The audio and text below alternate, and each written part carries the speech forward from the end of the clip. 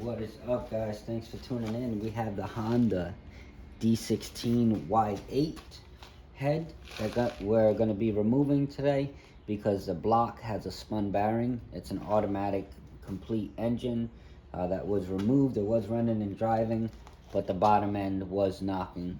So I'm going to take the D16y8 head and I'm probably going to put it on a D16y7 and create a mini-me Frankenstein build. So that's the reason I'm taking this off, because the bottom end is no good, and I might trash it or I might rebuild it, who knows. But the tranny, the automatic tranny, is not being used. So with that said, let's jump right into it. Let's take a look at the motor itself. So we're going to be removing these 10 millimeters here. So that's 2, 4, 5.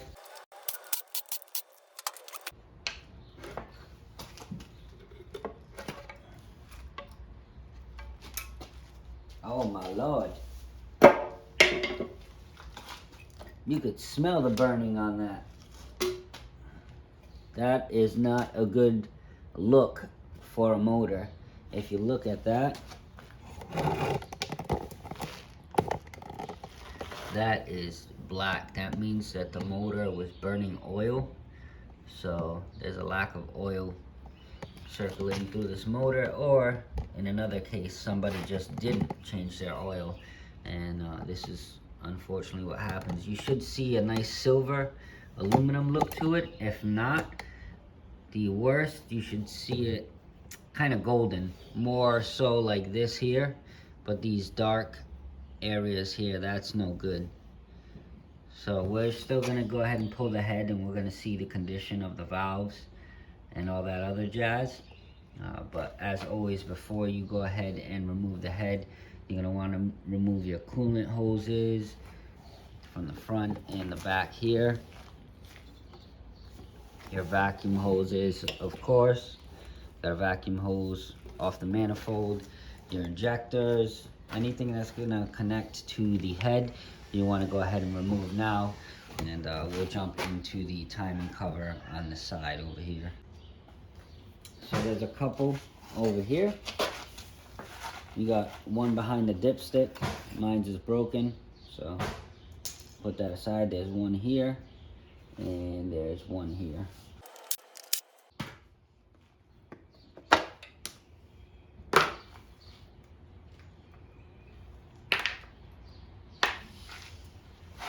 I know you guys aren't here in the flesh, but I could just smell the oil coming off of this. It just smells burnt. So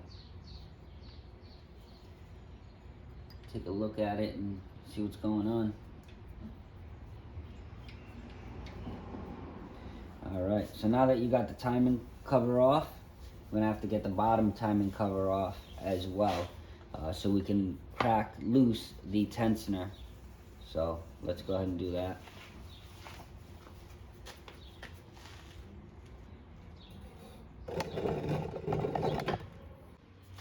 Okay, so next you're gonna have to break loose the harmonic balancer bolt or the crank pulley bolt. And I see this happen, or this question pop up a lot on how to remove this bolt. And I know sometimes it could be a pain in the butt for others, and others not so much. And some people have access to hand tools, but they don't have access to power tools. Milwaukee being one of the best out there, they can crack this bolt loose. I'd probably say 9 times out of 10 there's a bolt that machine can't loosen. So with that said, if you can get yourself a M18 Milwaukee 1/2 inch, that thing will crank it loose every single time. Or if you have access to air tools, it normally cranks it loose every single time. But for the people at home doing it in their driveway or their first time, and they don't have access to these better tools, you're going to want to get this tool right here, part number 27279. Here it is here. You can see it, Honda Acura Crankshaft Pulley holding tool. So it's basically the tool that you're going to use at home. You're going to need 2 breaker bars, so go ahead and purchase one. I actually purchased 2. So you're going to need 2 breaker bars, 1 and 2. One of them is going to be holding on this side. So you'll take a hold of your first breaker bar and go ahead and set that in there. Get your other breaker bar and you're gonna go ahead and go to the opposite side.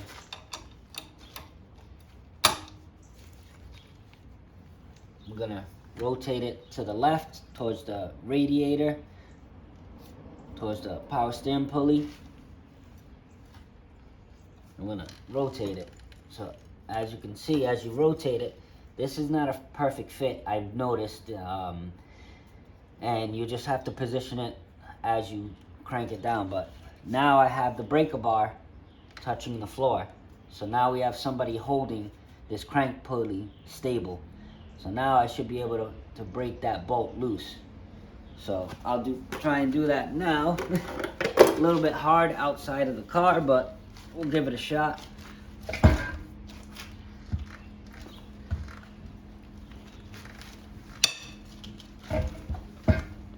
Whew. Oh yeah.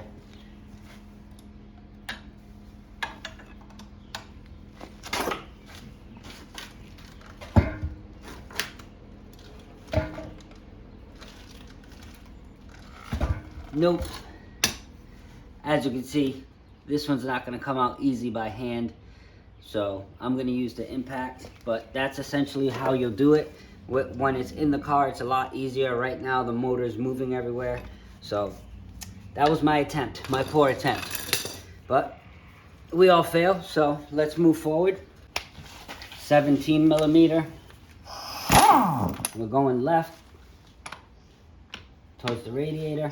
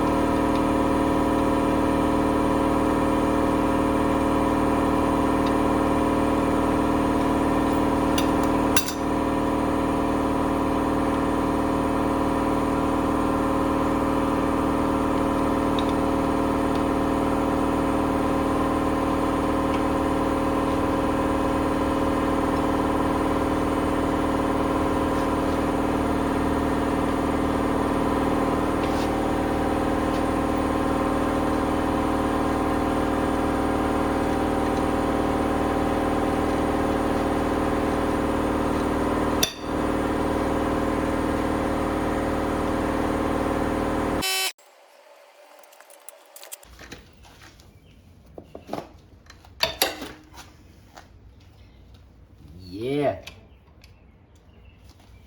See, I did it by hand or by foot.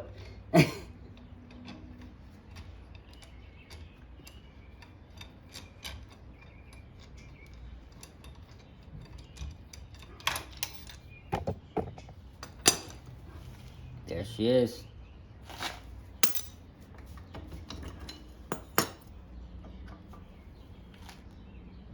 Nope. Don't lose that chuck. There's a chuck there. Very important.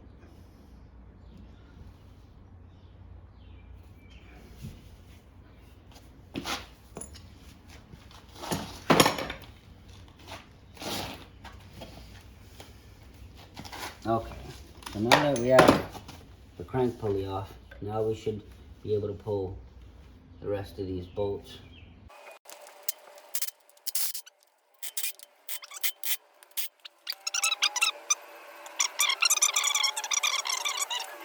Okay, so essentially you don't need to take off that timing cover. I just wanted to show you guys how to break loose that crank pulley bolt. It is a pain in the butt, so be prepared to work your hardest at getting it off if you don't have any top of the line power tools. With that said, like I said, you don't have to take that off if you're just removing the head. All you need to do is pop off this little cover in the middle. See that there's a little black cover that's going to sit right above the crank pulley. So remove that little cover. and that gives you access to your tensioner bolt. Put a 14 on it.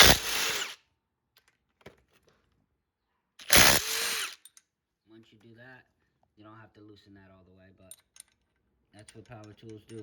So once you loosen that, you should be able to take off your timing belt. And if you're just doing the head, you can just push this aside. But for me, I'm gonna take this off and put it aside as a spare just in case. So I'm always messing with motors and timing and things of that nature. So it's always good to have a spare if it's not in bad condition. So this one doesn't look too bad. It's not perfect, but I don't say reuse timing belts often, but if you have a spare car that you're using on the track, here and there, it doesn't hurt, you know? Unless you put on a really bad belt, that will snap on you. But with that said, now we have the belt off, so now we can start taking off the head bolts. Actually, before we start with the head bolts, take off your manifold. Those are all 12mm bolts, as well as the 2 in the rear. Let's take a look behind here. So you have this little bracket that connects down here. These 2 bolts connect to your exhaust. Oh, and you also, if you have your stock bracket from the manifold, you can see here, oh, sorry, that's sun glare. So you can see here, these 2 bolts right here, they bolt onto the manifold, and then they bolt on, actually, they bolt on right with this exhaust bracket. So take these 2 bolts off, follow this exhaust bracket up, and this is gonna mount right there. And you're gonna need to take that off. If not, you're gonna be trying to pull the head off all day, and the head is not gonna come off because this bracket is holding the whole head down. Okay, so with that said, let's take off this manifold, and then we can get to removing the head.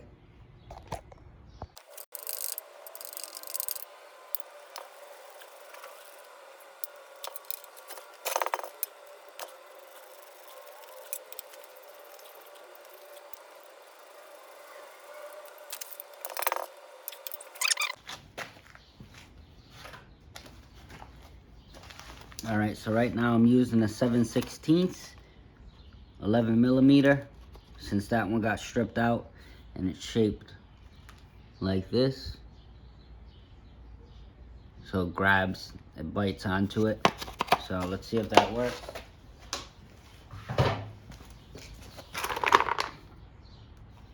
Yeah. Oh yeah.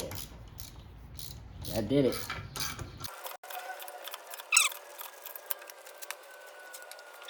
Okay, so we have the 2 back bolts on the back half disconnected that connects to the block. So we almost have it off, but there's a 14mm down here that connects the headers that requires you to remove it, so you can remove it. I already cracked it loose.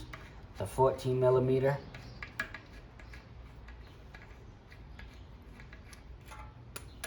There it is.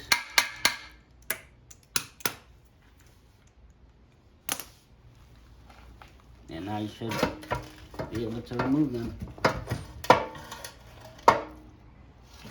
All right. So they're still stuck in place, but that's okay because we already have the headers removed from the head. So now we're gonna go ahead and loosen these up.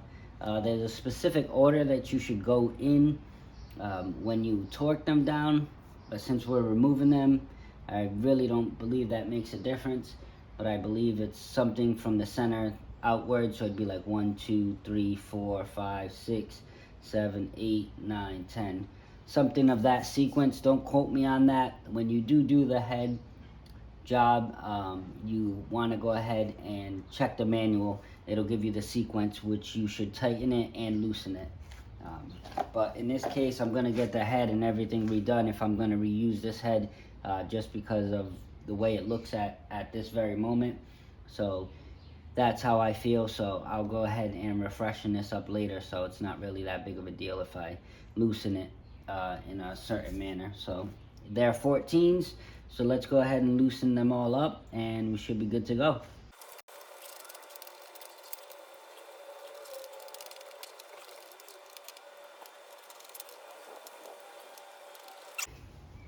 So now that all those bolts are broken, you should be able to take off the head. But there was one spot I forgot to loosen. This one right here. Connects to your power steering bracket. So loosen that up and then you should be able to take the head off.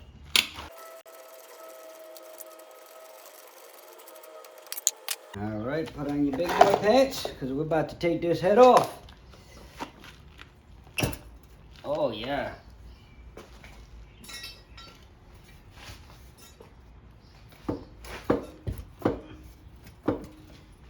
So let's move. I have this exhaust in the way.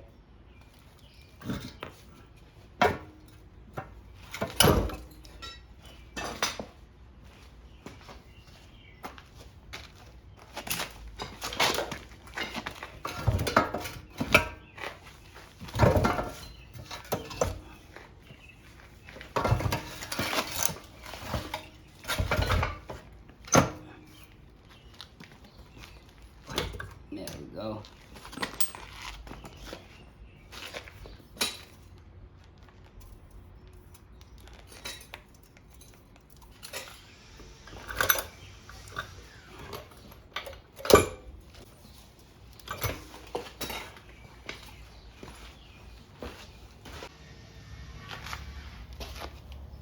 Alright, I just wanted to show you guys a quick way on how to tell if, let's say you're buying a block and you don't know if it's good or not and you're wondering if you should buy it. There's a few things you want to look for. In this case, first off, you want to make sure that the mating surface between the head and the block is good. You want it smooth, almost mirror-like finish. You can see, obviously this has oil, this head was just removed, but you could still see that it's nice, it's smooth. You don't see like the gouge of like a flathead screwdriver or anything like that. You want this mating surface to be nice and smooth with no gouges and no cuts or anything like that. After that, you want to check over here on the cylinders, make sure there's no hairline cracks. So you just quickly inspect right here at the top inner circle as well as the top half to see if there are any cracks coming from the outside in or any cracks coming from the inside out, which I don't see any in this one.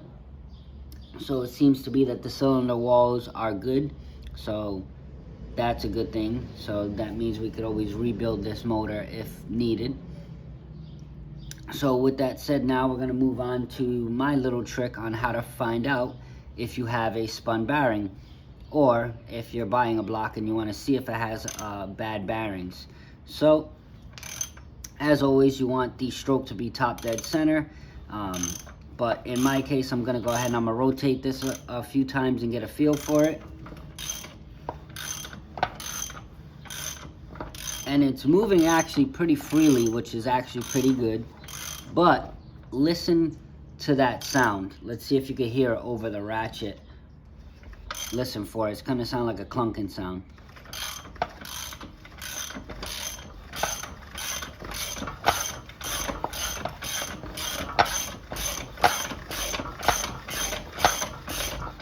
Okay, so if you heard the sound, you heard the sound.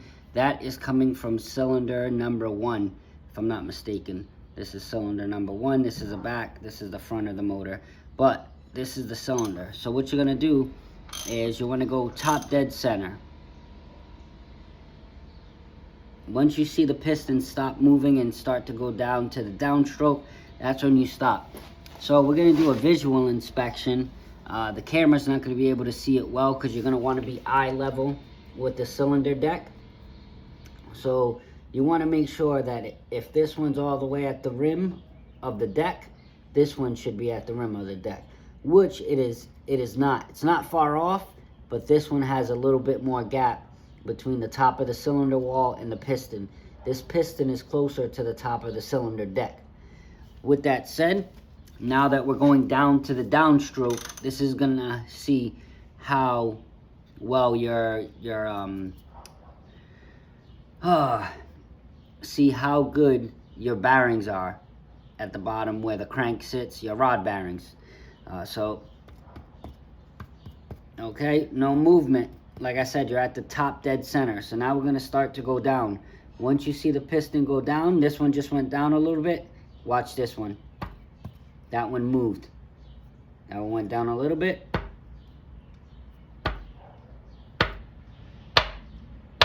Hear that? That's the bearing. Every time this one goes down, this one does not follow because the bearing has that much space, or the bearing is not there, or the bearing is worn out pretty bad. So I'm going to go down a little bit more.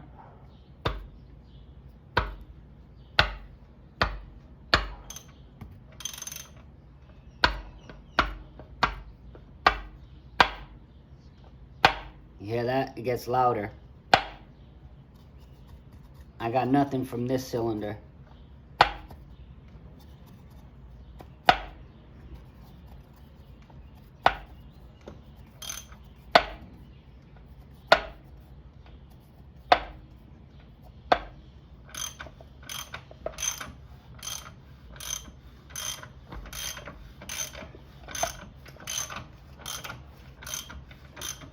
And I could feel it. If I keep my hand on it, you could feel it.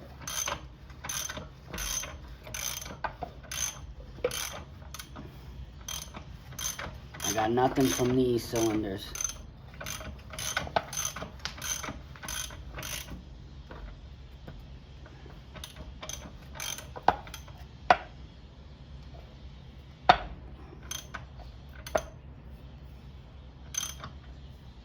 Yeah, so that rod might even be disconnected, to be honest. It does come up, but as I go down, let's see. No, it does go down with it. But it is damaged, so this wouldn't be a good block. So I just wanted to show you guys that. That way you can see if you don't want to buy a bad block. So as long as all of them are good and they don't make that sound as the compression stroke is going down, then you should be good.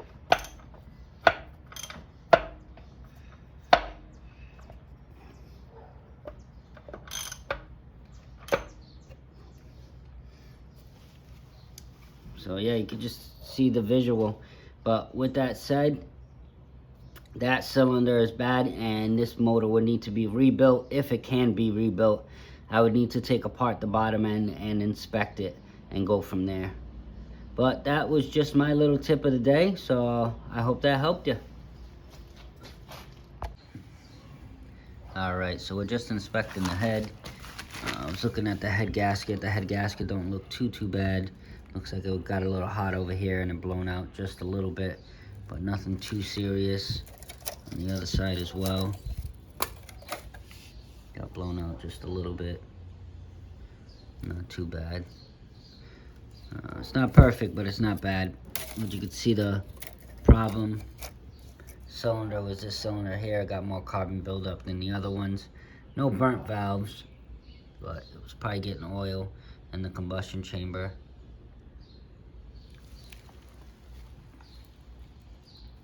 But other than that, doesn't look too bad. Definitely send it off to the machine shop. I wouldn't just reuse this. You can see with the head over here being